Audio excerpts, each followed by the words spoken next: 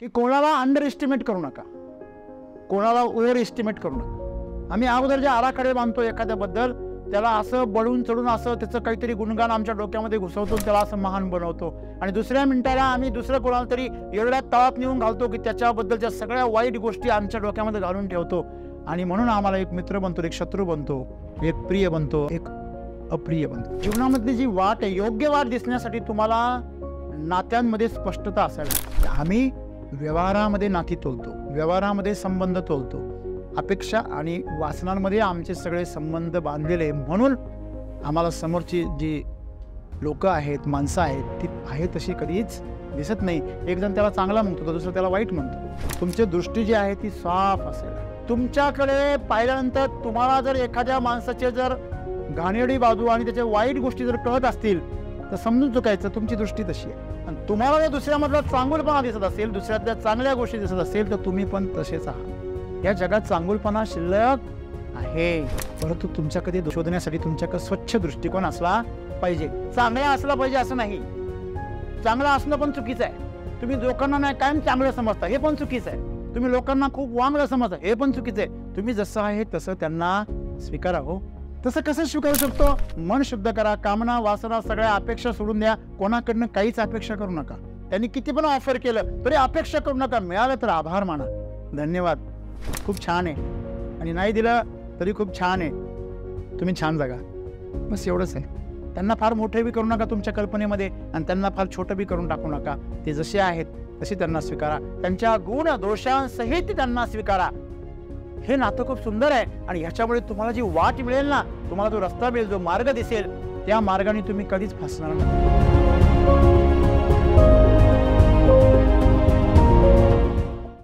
मित्रहो, आपण नेहमी तक्रारी ऐकतो सगळ्यांच्या, मित्रमैत्रिणींच्या, आई वडिलांच्या, मुलांच्या, सर्व नात्यांच्या तक्रारी आम्ही ऐकतो. ह्याने मला फसवलं, तुला मी जे समजत होतो तुझं निघालं नाही, तू विश्वासघातकी आहेस, तुझ्यावर माझा किती विश्वास होता, तुला मी काय समजत होतो तू काय निघालास.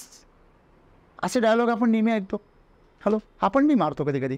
तुम्हाला माहिती आहे, हे जे विधान आहे जो करतो ना तो मूर्ख असतो. ज्याच्याबद्दल करतो त्याच्याबद्दल मला माहीत नाही, पण जो हा विधान करतो ना तो नक्कीच मूर्ख आहे. तुम्हाला असं कसं? हे तर उलटच सगळं न्याय आहे. चोर सोडून तुम्ही संन्यासाला फाशी देऊ राहिले. पण वास्तविक पाहता ते सत्य आहे.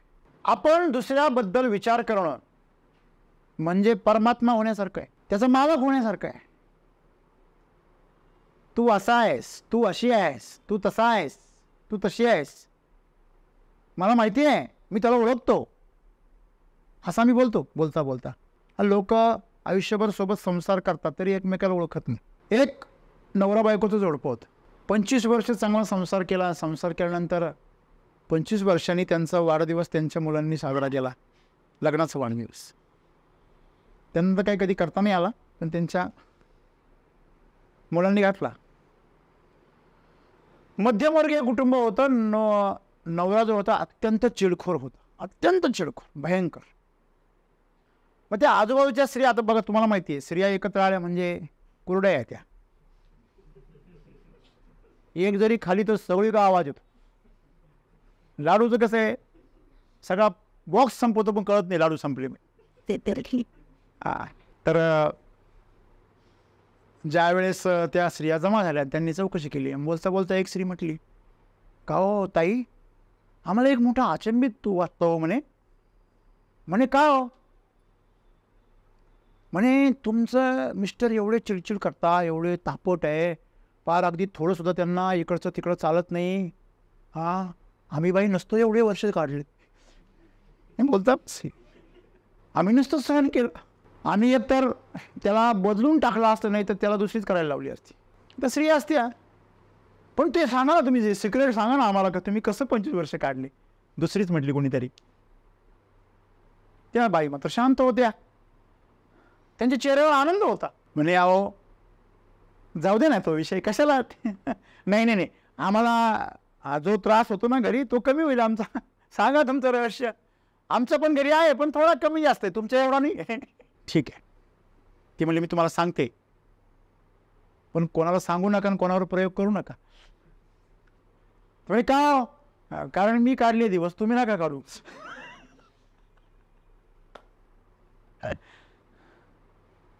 म्हणे ज्या दिवशी ते प्रचंड चिडचिड करतात आणि मला कधी कधी माझ्या अंगावर हातबीत टाकतात आणि अगदी मला फार त्रास होतो आणि माझा राग व्यक्त करायची पण मला संधी मिळत नाही ना, मग त्या दिवशी मी काय करते म्हणे, काय नाही, टूथब्रश घेते म्हणे आणि टॉयलेट साफ करते ना. नाही, टूथब्रश घेते टॉयलेट साफ करते, हे काय प्रकार आहे? ते म्हणजे तो टूथब्रश त्यांचा असतो म्हणे. मित्रांनो, असा प्रयोग कोणी करू नये.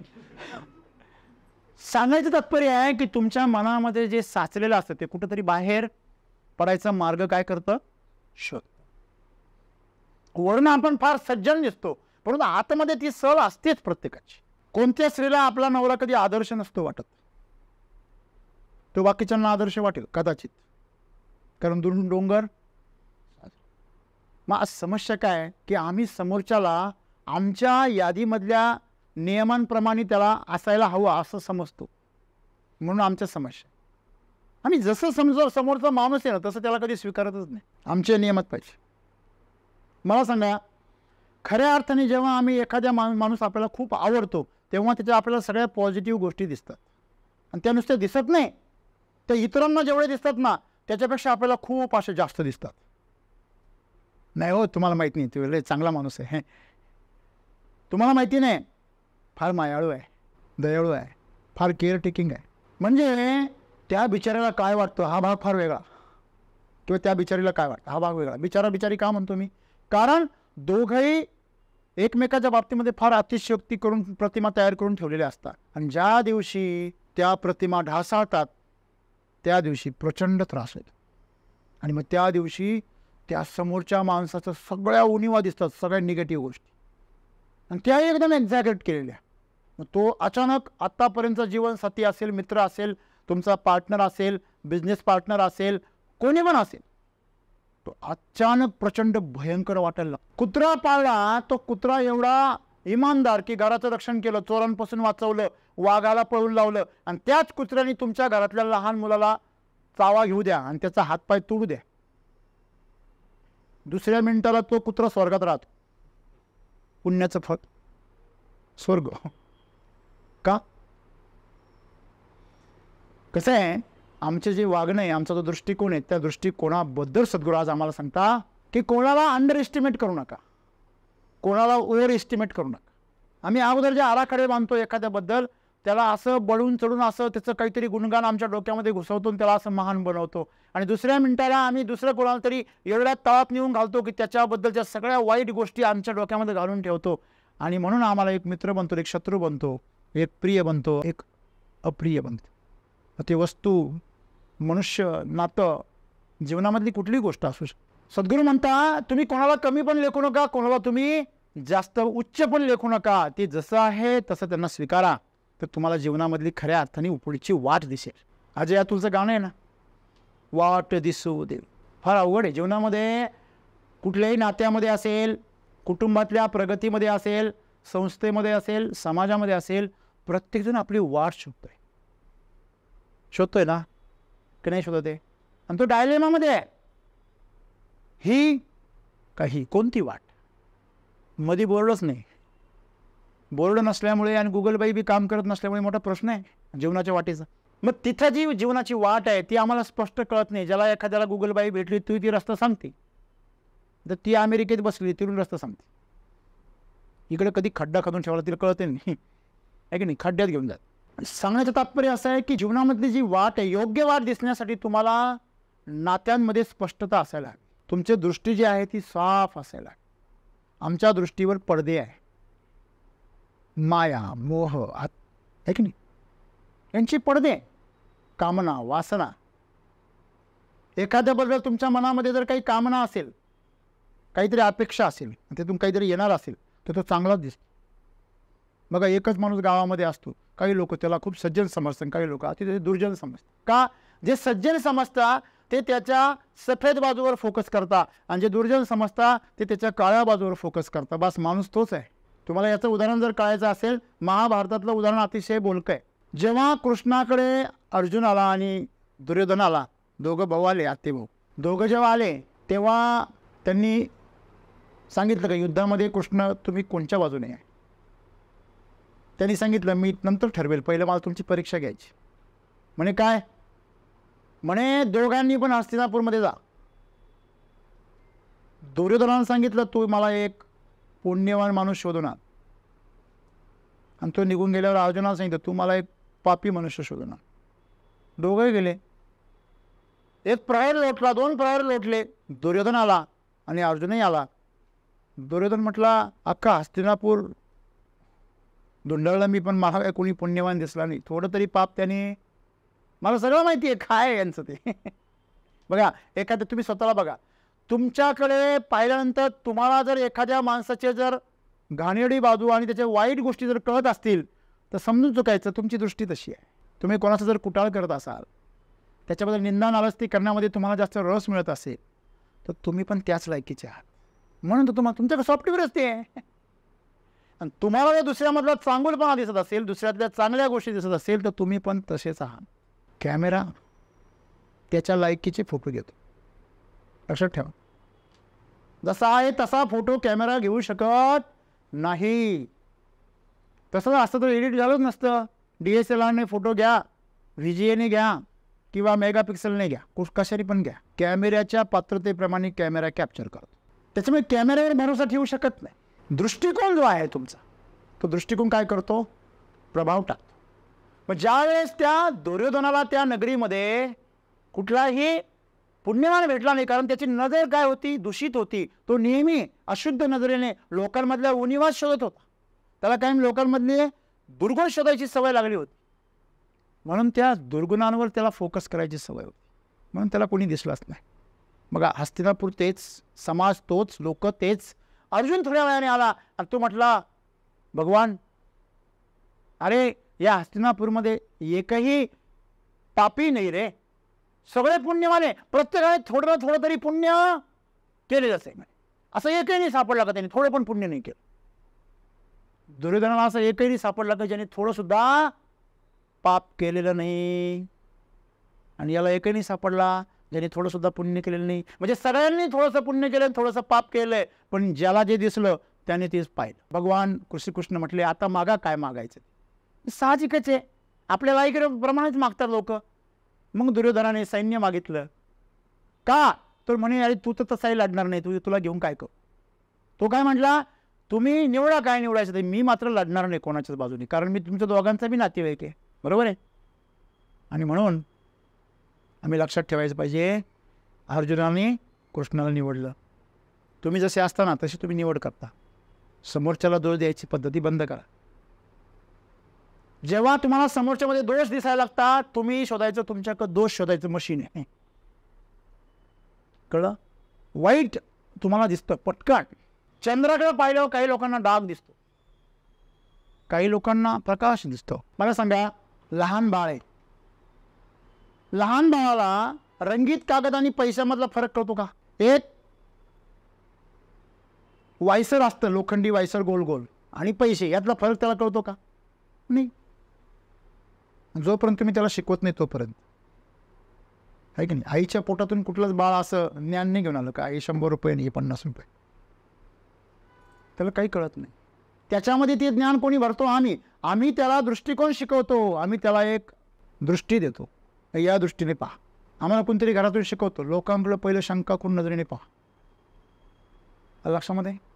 म्हणजे जीवनामध्ये सद्गुरू आम्हाला किती मोठी दिशा देतात बघा. आज आमचे नातेसंबंध का बरं बिघडलेले? का बिघडता?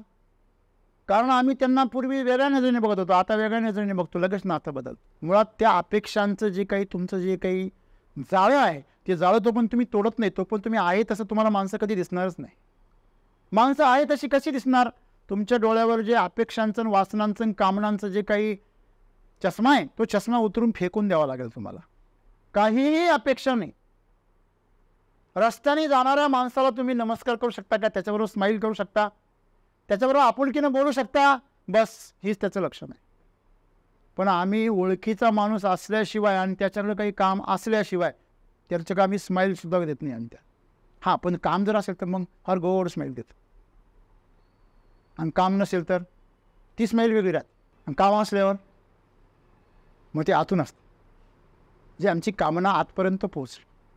आणि म्हणून आज जर आम्हाला कोणी चांगलं दिसत असेल आणि कोणी वाईट दिसत असेल, तो दोष आपला आहे, त्याचा नाही.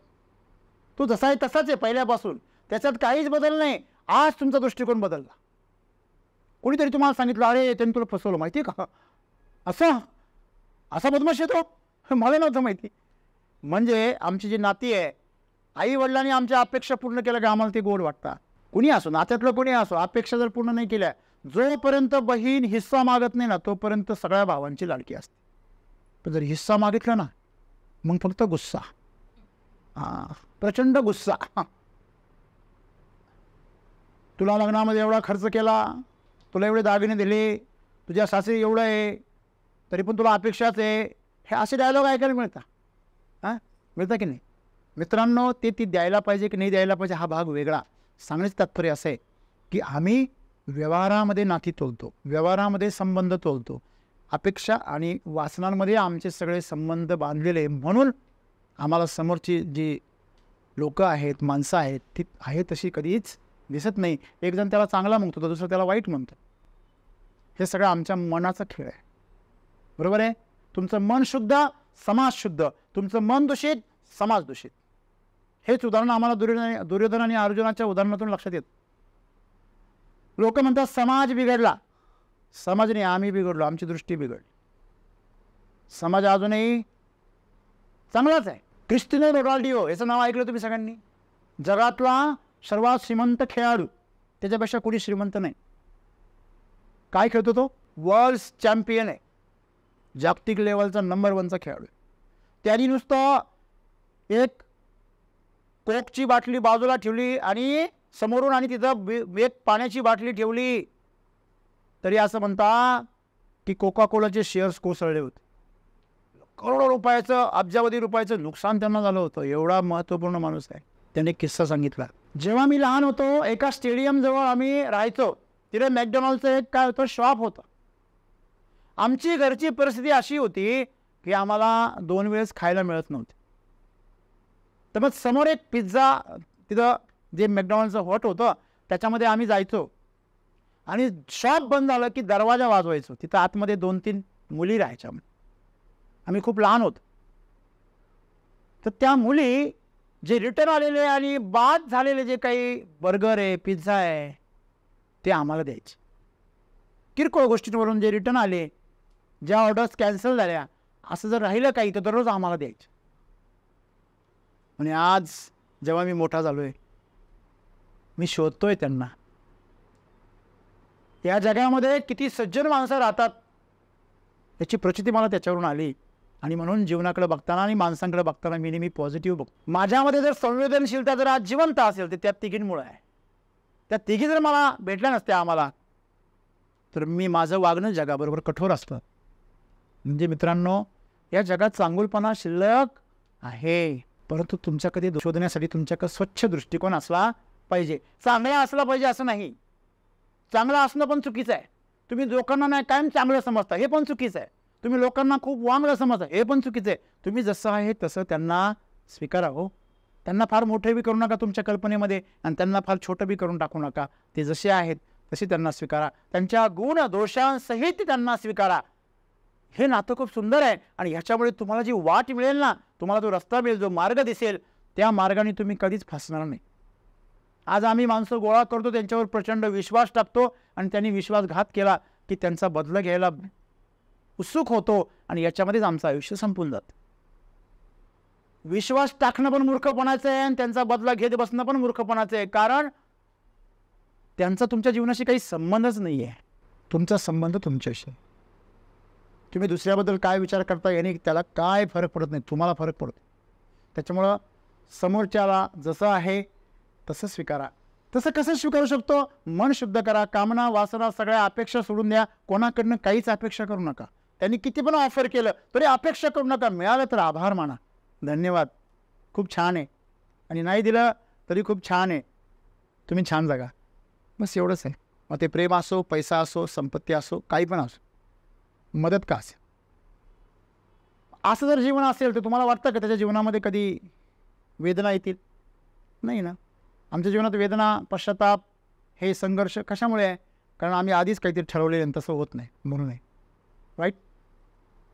तर तुम्हाला जीवनाची जे वाट उत्तमपणे जर शोधायची असेल त्यासाठी तुम्हाला म्हातारा होण्याची काही गरज नाही. लोक म्हणतात नाही फार जरा वय वगैरे झालं की माणसाला हा अनुभव येतो, आणि अनुभवातून माणूस दुसऱ्याच्या अनुभवातून शिका ना.